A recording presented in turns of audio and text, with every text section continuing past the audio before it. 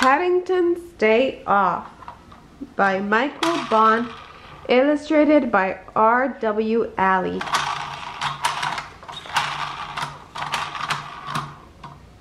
One day, Paddington went out for a walk. He got out his basket on wheels and put on his coat and hat. He wanted to see his friend, Mr. Grubber, who owned a shop in the Portobello Road Market. Mr. Grubber made them some cocoa. Paddington had some buns to eat. "It's such a beautiful day," Mr. Grubber said.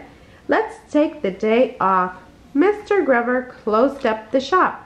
Paddington hung a sign on the door.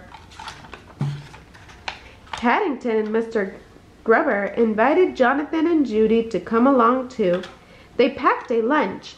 Paddington bought his suitcase, a map, and his guidebook. He also brought his opera glasses. Mr. Grubber pointed out lots of things as they passed by stores and cafes.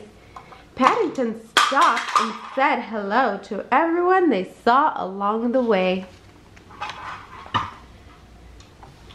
Mr. Grubber led them through a gate into a park. Paddington was amazed. There was so much to see and do. They stopped for lunch by the lake. Paddington dipped his paws into the water while he ate his marmalade sandwich.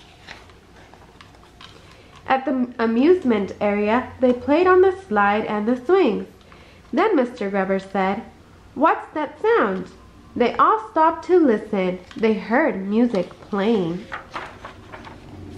They walked farther into the park and found a little bandstand. A band was playing. Mr. Grubber found some empty chairs. They all sat down. Mr. Grubber read the program. They are playing a famous surprise symphony. Paddington loved surprises. He wondered what the surprise would be. Paddington decided to ask the band about the surprise. He walked around the bandstand. There was a door marked "Private." It opened easily. Inside, Paddington looked around. It was dark and dusty and gloomy. The door closed behind him. Paddington pushed on the door. It wouldn't open. Paddington found an old broom. He pounded on the ceiling. Mr. Grubber wondered where Paddington had gone. The music was playing. It didn't sound right.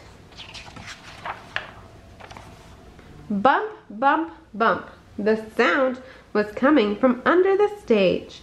Bump, bump, bump. The conductor jumped.